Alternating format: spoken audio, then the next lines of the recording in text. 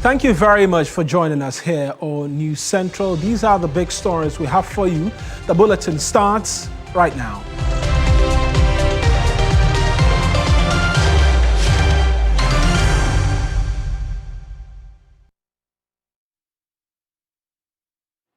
This afternoon, an Accra High Court has ruled in favor of the maternal side of the Fusu family in the case challenging the organization of the final funeral rites of high life legend Charles Kojo Fusu, popularly known as Daddy Lumba.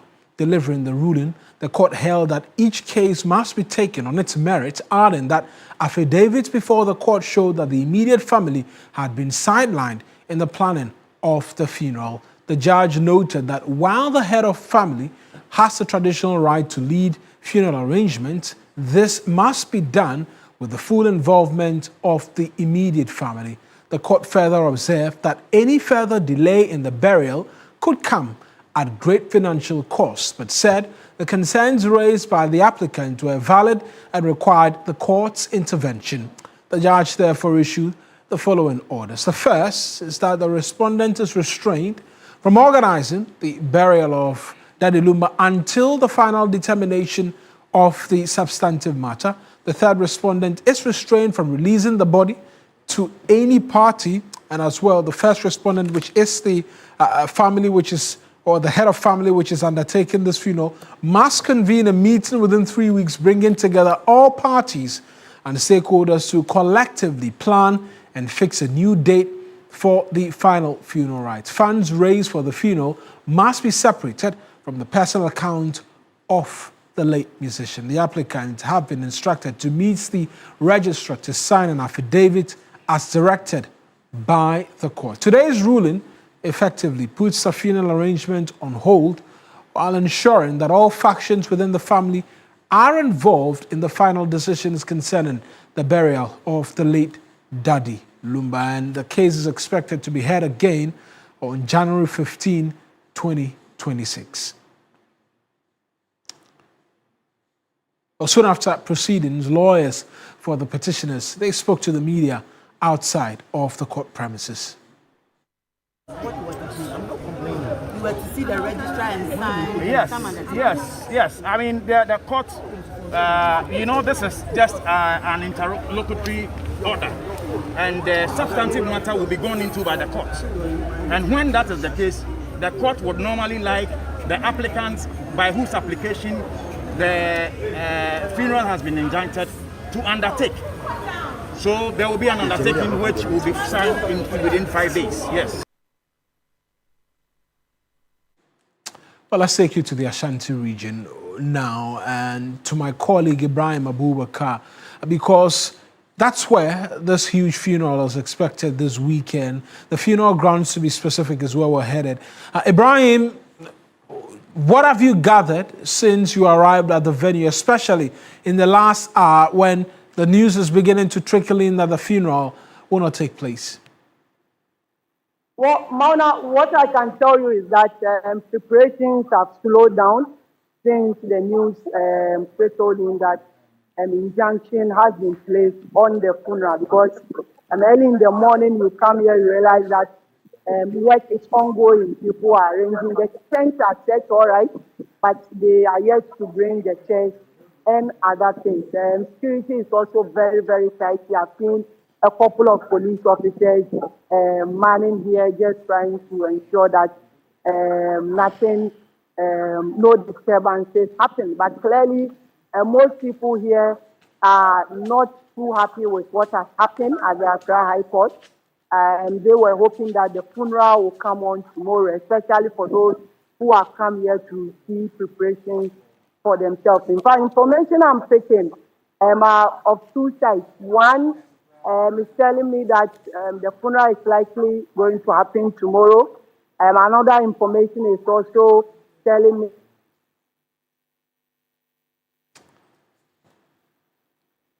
right. It's a bit a connection challenge. That it is possible.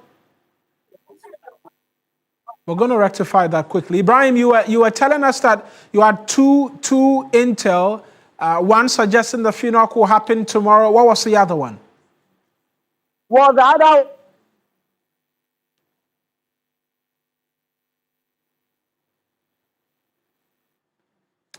Well, right. It doesn't look like the internet connection is helping us, but Ibrahim is back again. Ibrahim, try and finish that for me quickly. Yes, Ibrahim, I can hear you. Try and finish up. The intel was that there is a likelihood they may proceed with a funeral tomorrow. What is the other thing on the card? Well, the other thing is that if tomorrow the funeral does not come on as scheduled. Right, does appear as a phone call that continues to interrupt that connection we're having with Ibrahim. We'll seek to rectify that one more time and perhaps I'll try a final time and connect with Ibrahim. But let's hear from the sister of Daddy Lumba, who's been speaking after the court proceedings today. This investigation, I say that.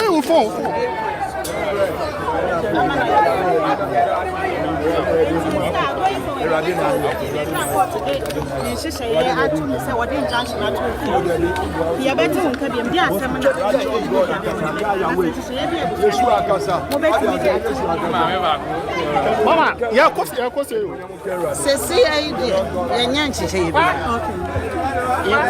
family members. Well, as a sister of the late Daddy Lumba, and the troubles far from abating. But let's switch lanes quickly because Parliament has approved the Road Traffic Amendment Bill 2025, giving legal backing to the commercial use of motorcycles, tricycles, and quadricycles across the country. The government says the move is expected to sanitize the transport system and improve road safety. The amendment laid before the House on Wednesday, December 10, 2025, also revises Ghana's legal alcohol limit for drivers and introduces stricter penalties to curb drunk driving. According to the National Road Safety Authority, for motorcycles alone in Ghana, generally, this is not only restrained to or referring to only Accra, 4,186. So if you go to Kolebu Teaching Hospital, I have been a witness, and the way and manner their legs are being chopped off, it's terrible. If we do not take care of some of these things, and we only are looking at the issue of drunk driving, and we are not preparing the people as to how to use helmets, the speed limits, where they should drive, where they should not ride to, when they should respect that the traffic light is red and they need to stop, and we do the usual politics, Speaker, we would have ourselves to blame. Sometimes, especially when traffic lights are on, the red lights are on, motor riders, they think they don't care about it, it doesn't affect them. If you see them driving, if you are not careful, you crash onto them.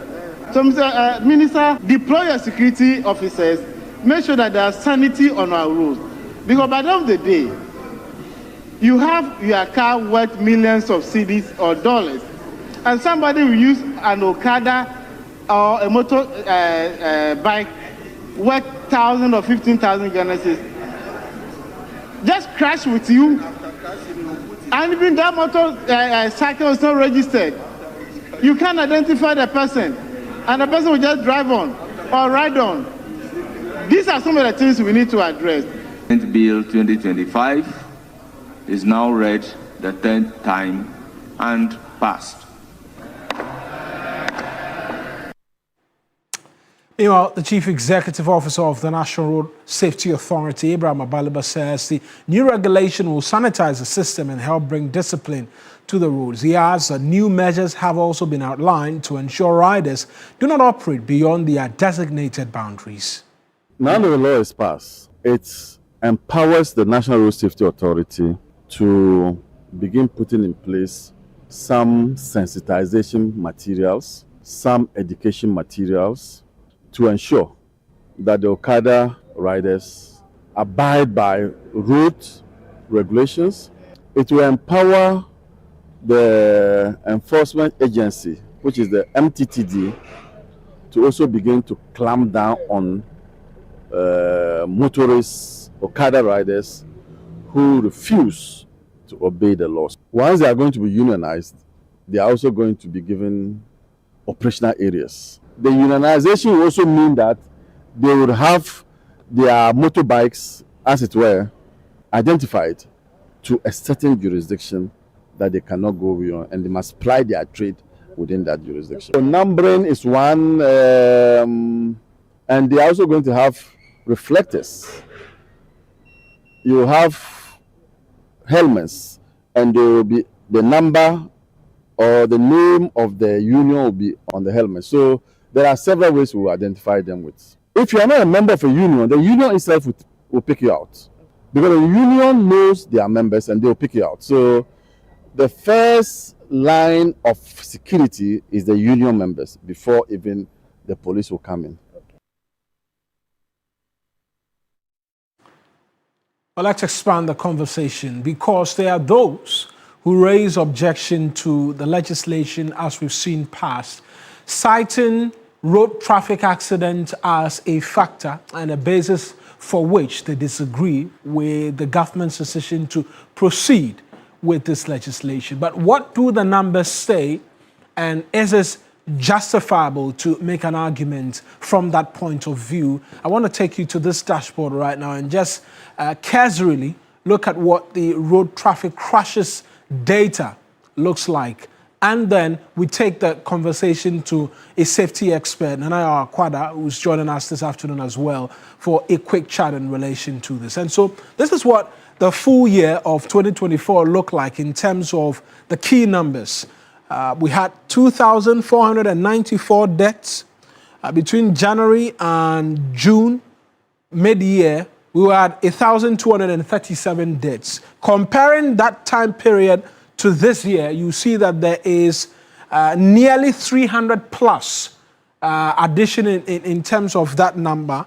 Between January and August of this year, we've witnessed 9,626 crashes, 12,894 casualties, with fatalities at 1,937, and the total injuries at some 10,957 as well. There's just one more I'm going to show you in terms of what it is that we're seeing. The hospital numbers, hospital and city studies show motorcycle crash victims are heavily skewed towards younger riders, commonly 15 to 25 years in clinical samples as well. Let's take all of this to Nana Okada right now, who is the Executive Director of the Bureau of Public Safety. Mr. Okada, I appreciate you joining us this afternoon as well. I want to ask what you make of these numbers vis-a-vis the legislation that we've seen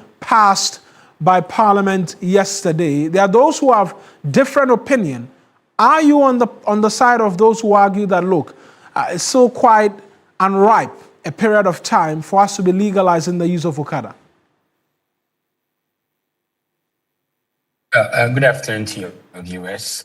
I think that for the record, let me say that the Bureau of Public Safety has been in support of legalizing motor, bike as transport, commercial transport means, largely due to the fact that, one, it is something that is, ongoing, largely due to the fact that we do have, transportation issues in several remote parts of our country. So, anything that will provide some kind of leverage for those who are not as privileged as those of us in the city, it's a welcome idea.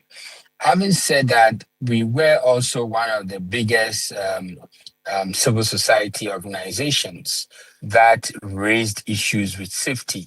And in the last decade and a half, we have always been consistently raising issues on our roads.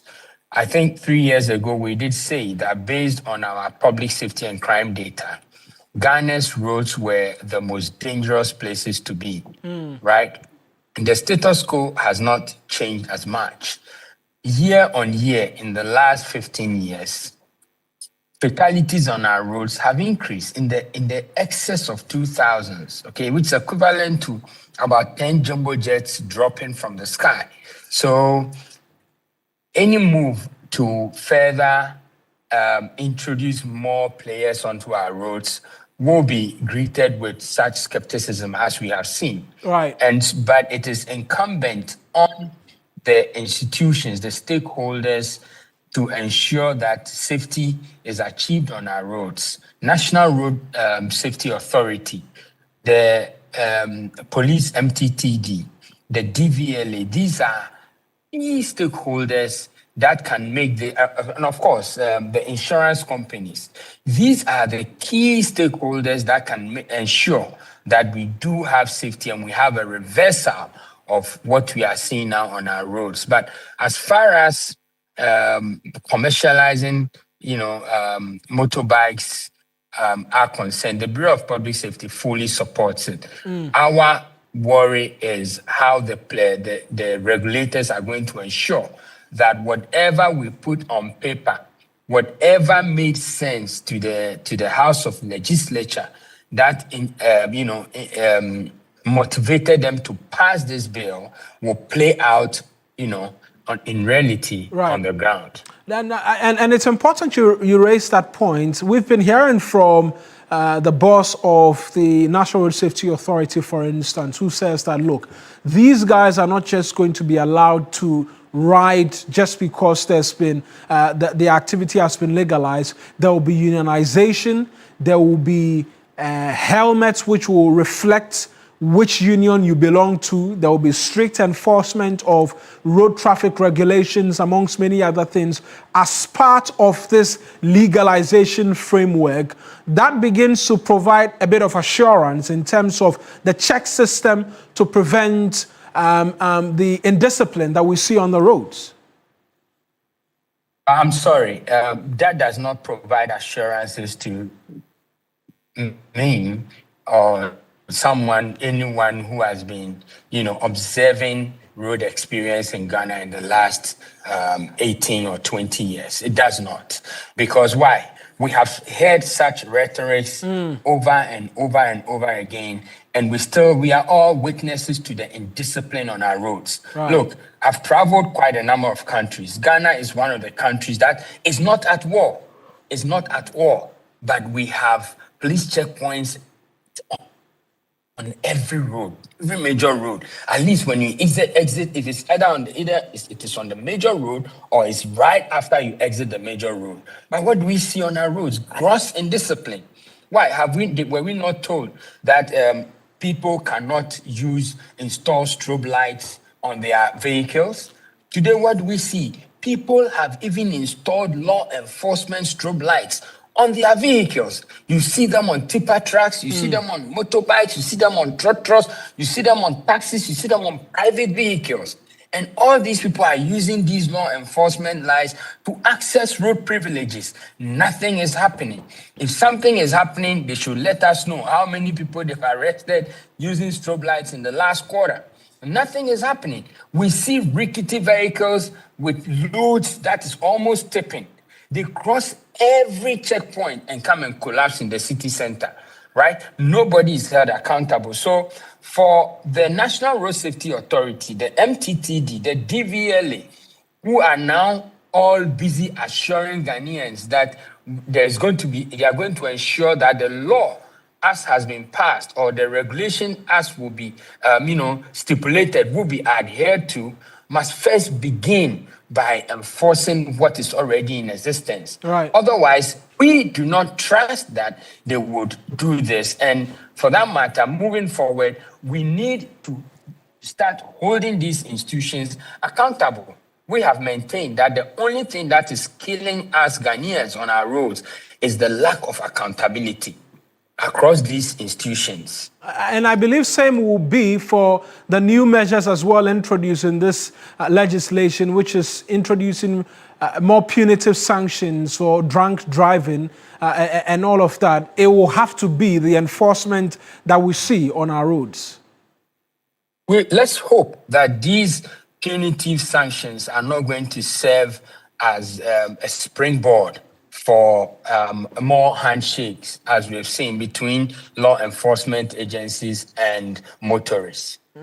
Mr. Akwada, I appreciate you speaking to us this afternoon. And Akwada is the Executive Director of the Bureau of Public Safety. We're taking you to the streets right now because my colleague George Quinnin is speaking with a number of the Okada riders following the passage of the bill. He reports that it's brought them some excitement, some not really sure how they should be feeling because there's a fear that the recklessness of the Okada operations will heighten road insecurity. But let me go to George right now. George, I'm sure riders in particular will be excited at the news. What have you been gathering from them?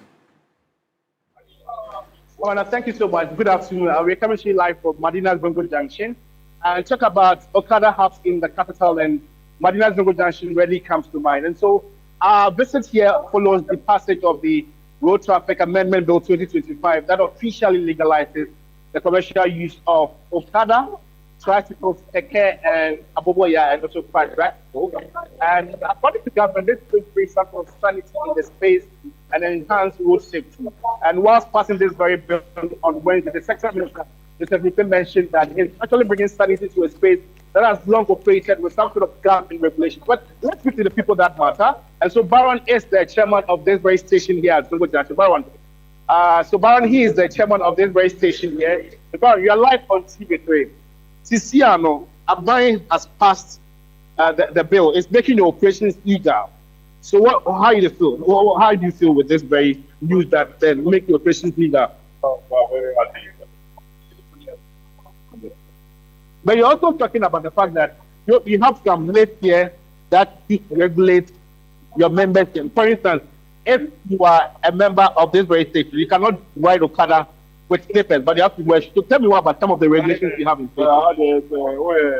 Yeah, let's okay, come on. You have shoes.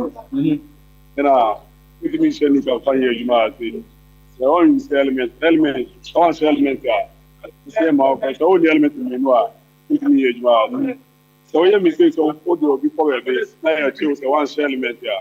That is wow. And I can't feel like so. All the stuff that I had to Bumba. Let's remember the team own info. I mean, I think it's what red light. Okay. So I think it's one share element here. But what other places are? It looks like members do or her. We are very stubborn. I'm on red light. I'm a victim. But I don't know why. What they need different on this side. I say you need police for the age, because I don't have police for the one of their prayer. So much say you may not have easy. You need to yesterday. Then I mean, I'm going to catch them. Prices. It doesn't. It's not constant. We make for fact. Motor if you have let's start here. We budget 200. I don't know standard price. I know they are global pricing. I am concerned that passengers everything. And about Okada there, you need price fix. Because we are Okada for your doors. Yeah, a bit like I say, okay, I say for say atomic budget 10 cities. Be more budget 5 cities. Budget 20 cities. It's not that. Yeah, I can say 10 cities. We will be say on the person on your passengers. We can say 5 cities. Sure. Okada any price fix. It's we okay say legalizing operations. Okay. So Baron is the chairman of this very station here at Zongo Junction, and this is a hub of Okada, and it really comes to mind. And so it's a good spot for us to have this discussion with some of these members here. A lot of them here trying to fend for themselves and put food on their tables. Obviously, this is good news. And this very bill also introduces some stiffer punishments to ensure issues about drunk driving are curtailed, and so it actually revises the limit for alcohol for driving. And so this is what it is. This is the situational report from the Madina's Zongo Junction. Mawuena, thank you for watching. Good afternoon. Thank you as well, George Quinn, and George, my colleague from the Madina Zongo Junction, with a leader of the transport operators, the Okada business. Will take us on to our very first break. When we return, we have a bit more stories for you. Stay with us here on News Central.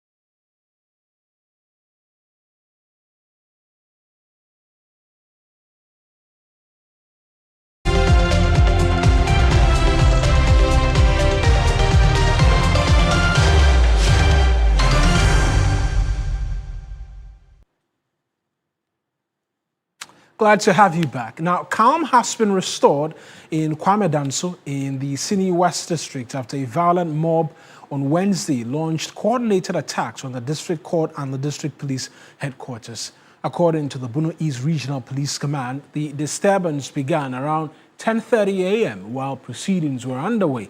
At the Kwame Danso District Court, a group of about 100 irate youth reportedly stormed the premises, assaulting individuals present and vandalizing court property, including furniture and electric machines. The mob forcibly freed two accused persons who were standing trial and attacked a complainant in the case before moving on to the Kwame Danso Police Headquarters. There, they assaulted two officers on duty and caused extensive damage to the station. Police reinforcement teams from the Atebubu Division and detachment of the Farm Police Unit were deployed to the town, eventually bringing the situation under control. In a statement, the Bono East Regional Police Command assured the public that all individuals involved in the attack will be pursued, identified, arrested, and prosecuted.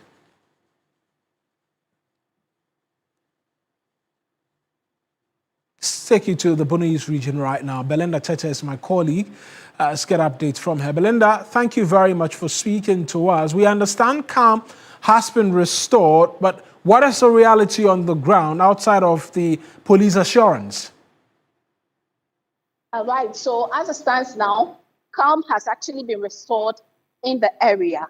But then let me take you to what really happened for the action that was taken yesterday in the court. About a month ago, Mr. Al-Hassan wanted to purchase a land. And so he approached the traditional authorities, went through the process and acquired his land, which he wanted to use for a ranching. And so he started the process, started building his structures, and shortly he brought in his animals. Now, the traditional authorities had two sets or two divisions. And so one division was the one that sold the land to him, but the other division didn't support the sale of the land. And so after he built his structures and everything, some youth from the other division that did not support it came in, attacked, ransacked his ranch, destroyed his structures, and took away 4 of his cows. He called on the police. The police came in and arrested 3 suspects who they presumed were involved in the attack of the ranch. And so they were in the police custody for about a week now, arranged for court yesterday, and they were to be taken to bars for a week. And so after the court ruling yesterday, the supporters or the youth who were in the town came to the court for the hearing. And so after the judge made his pronouncement, they weren't okay with the pronouncement that was made by the judge. And so then they launched an attack on the lawyers and the judge. And the judge, they had to run helter-skelter to find safety. And they called on the police to intervene. Now, in the process of the police coming to intervene, they went back door, went to the police station, ransacked the police station, attacked the policeman on duty, and they hit him with a stone and whatever they could find, destroyed furniture in the police station as well. And as it stands now, the police had to be rushed to the nearest hospital and is receiving treatment. He is quite in a good condition, but the 2 individuals who were in court yesterday, one has been issued a bench warrant, and the 2 who were in court yesterday has been forcefully taken by the youth who attacked the court yesterday. So they are still on the run. The police is still trying their best to get hold of these individuals. And do we know if there's been reinforcement in the township by the police even as they pursue these arrested individuals first before members of the youth group who attacked the court and the police station? Yes, of course, there have been reinforcement, and news reaching us is that the district police command has been shut down until further notice, until they can be assured that a complete calm has returned to the area before the police station will start operating. But as I speak to you, there's been reinforcement, and the police is trying their possible best to get these people to book. Belinda, we'll leave it here. I appreciate you joining us. That's Belinda Tete, is my colleague in the Bunu region for us, helping us understand exactly the situation in the Kwame Danso township. We'll return to the capital here in Accra, where the Ministry of Transport has announced that motorcycle and tricycle riders seeking to operate commercially must now join a recognized union and obtain full certification from the DVLA following the passage of the Road Traffic Amendment Bill 2025. The ministry states that while the legalization of the Okada business is intended to create employment opportunities for young people, the new framework comes with stricter safety measures to protect both riders and passengers. Speaking to journalists, Transport Minister Joseph Bukari Nikpe explained that requiring commercial riders to belong to an association will make it easier for authorities to identify and sanction offenders who flout road traffic regulations. That it is not yet law till the president finalizes it.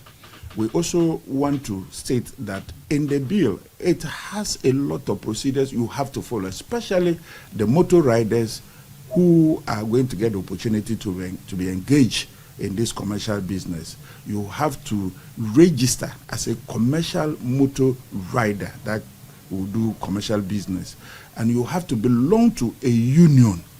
You also have to have the standard that DVLA will set for you in terms of your protective gear, the helmet, the kind of motorbike you have to use. And so there are processes that we have to go through before they can engage. So for now, we have to still be patient and allow all processes to be conducted to the full, and then we can now take advantage of getting some job opportunities in the transport sector. As to the accident rate of the motor riders, and I believe that because there was not any legal framework binding the activities. For instance, any of them that got to a traffic light that was red, they will not stop because the police will get them at the traffic light because they were engaging in an illegality. So they were always trying to run away from the law enforcement, or they were always trying to dodge the police when they are in traffic. So they were doing their things in a fast manner that created most of these accidents. And again, I stated that in the bill, we have a lot of stricter punishment in it for such people. And so it is creating job opportunity for you. You have to also work to live long to take advantage of that opportunity. And so now that we are going to have a legal framework to control the activities of those riders, it is our belief that it will bring discipline, it will bring sanity, and we will have a more respected Okada business in our country. It is again noticed that because they did not have any union, any motorbike that is involved in any accident or any activity, bad activity on the roads, they run away and you can't even trace them. So even their number plates, their associations will be able to fight them out should you commit into any offenses.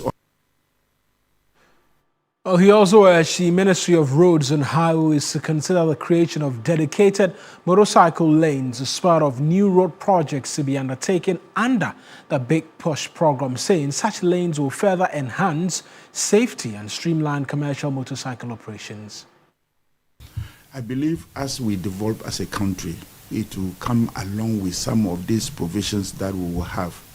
I know the Minister for Roads and Highways is very passionate about road development and road design. His experience in that industry is one of the advantages for us as a government.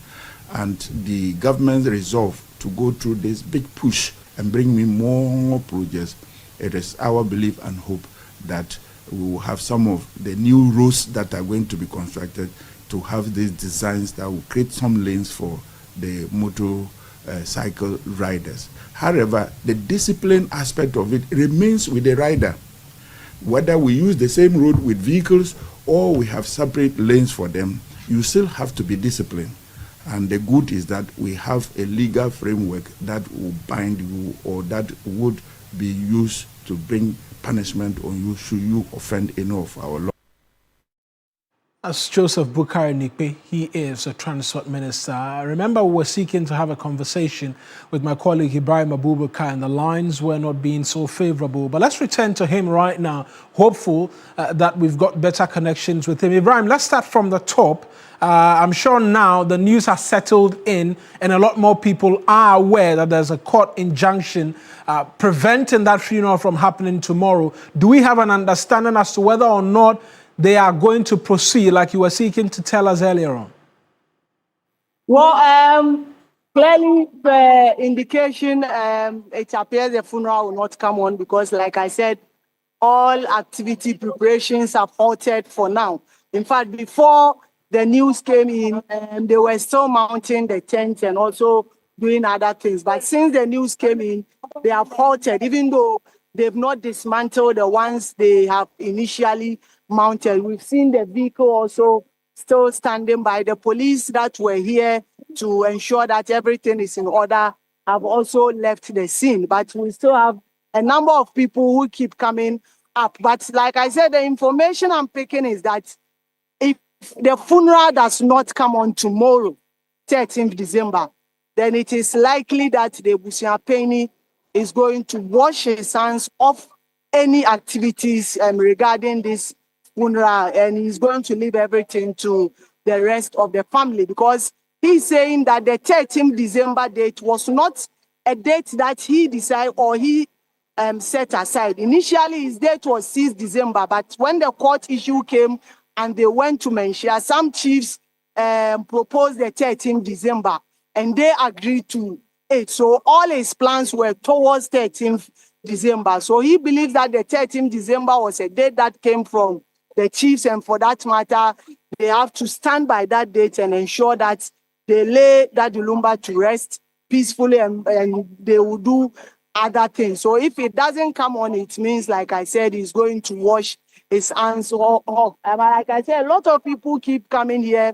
Clearly two sides. Some are excited that the court injunction has been granted because they believe that for Daddy Lumba's funeral to happen, there should be unity among the family. They should be able to come up with a single date. So that is okay. Others too are not happy because they said they have planned for this. They are prepared to come and do the funeral activity tomorrow only for this to happen. But like I said, some of the creative art in the industry players have been here, and we spoke to the acting director, Middle Belt Creative Arts Agency, Evans Kumiwodo, on this issue. Let's listen to what he has also been saying.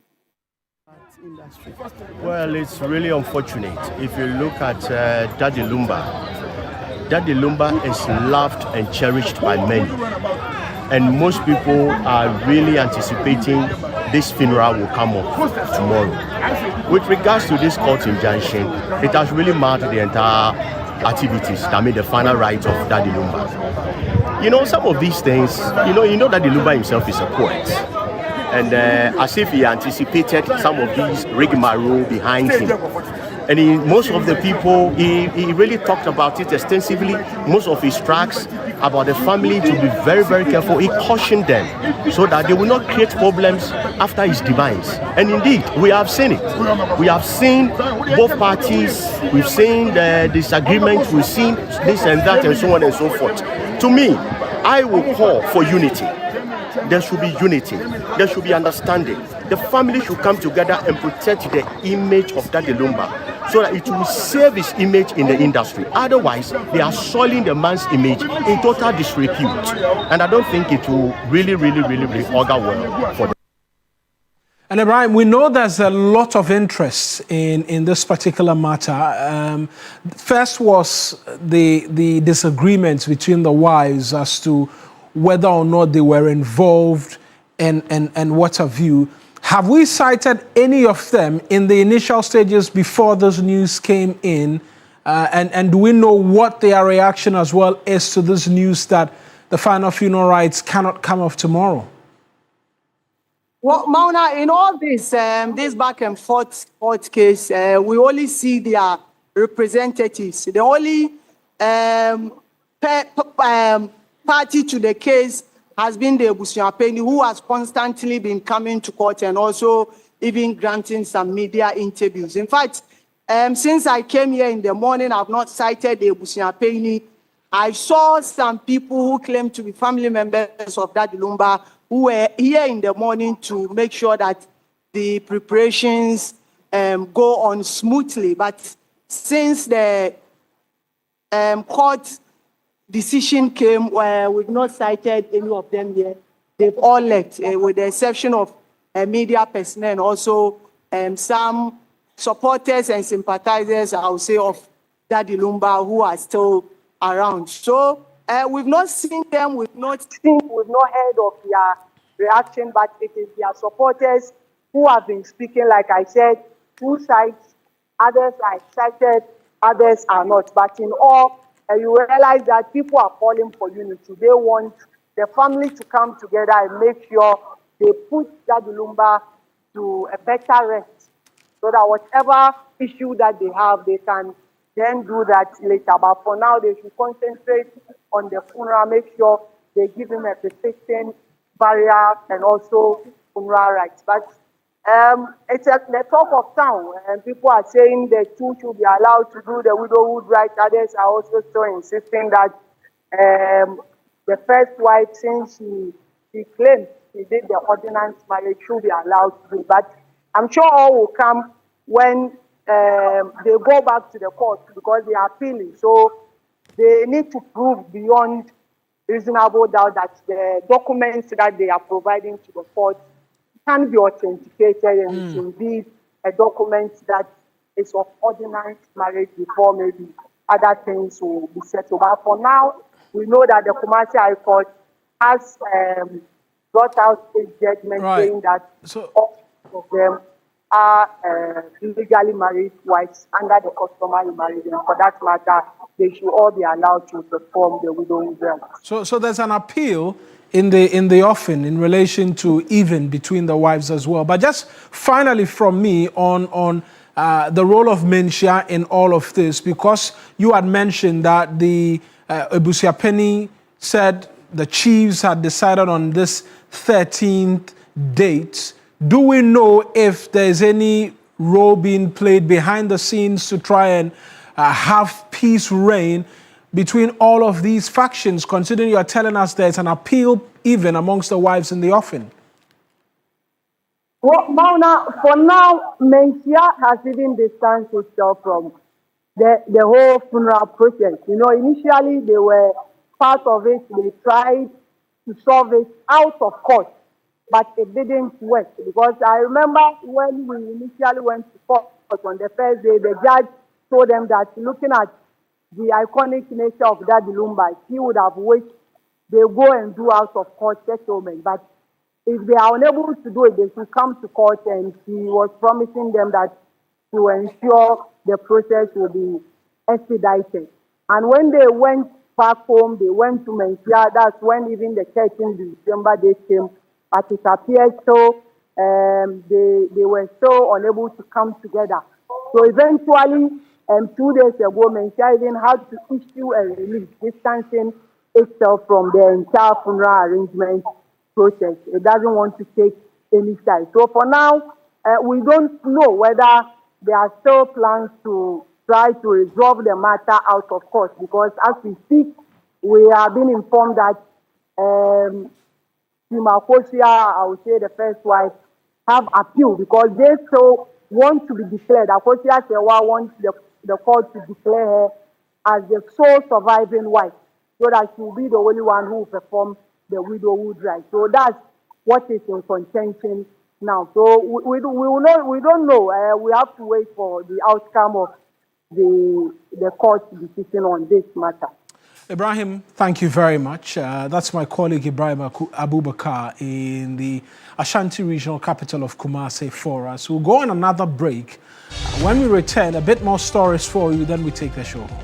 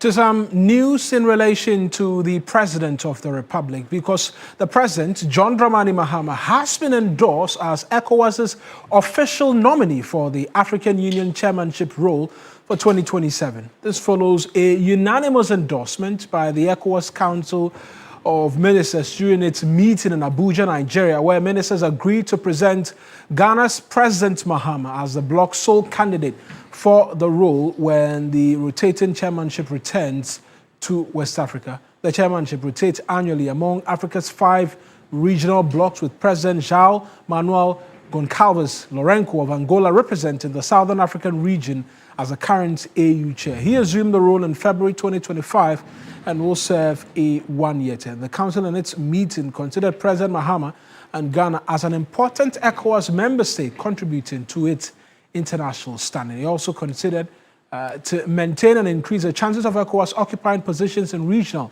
and international organizations. The final decision by the ECOWAS Council will be forwarded to the Authority of Heads of State and Government, which is expected to adopt the declaration on Sunday. And from all intents and purposes, President Mahama could be the ECOWAS Commission chair, the union chair, somewhere next year. Now, Ghana has undertaken a strategic initiative to boost local production of vaccines and essential medicines through the new Vax Farm Ghana project. The initiative, which is a partnership between the government of Ghana, the WHO, and the European Union, is aimed at reducing the country's heavy reliance on imports. Currently, about 70% of all medicines in Ghana are imported, with no local production of human vaccines.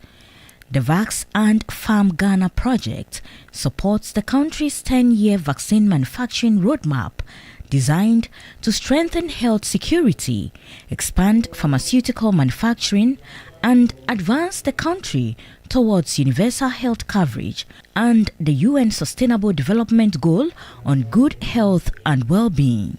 At the launch, the WHO country representative Dr. Fiona Braka called the project a defining moment for Ghana and Africa, noting that while the continent holds 25% of global vaccine demand, it produces only 0.1% of the supply.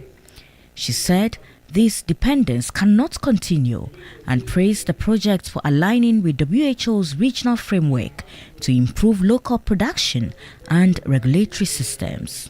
The Vax and Farm project will be looking at the national medicines policy that will be revised to take into account all the different aspects that will enable safe and effective products here. We also have initiatives regionally that are going to contribute to regularization or harmonization of products. The European Union, through the Team Europe initiative, is also providing investment and technical support, backing Africa's target to produce 60% of its vaccines locally by 2040. So overall, we have global commitment to MAF+, and that is an envelope of 2 billion that goes continental.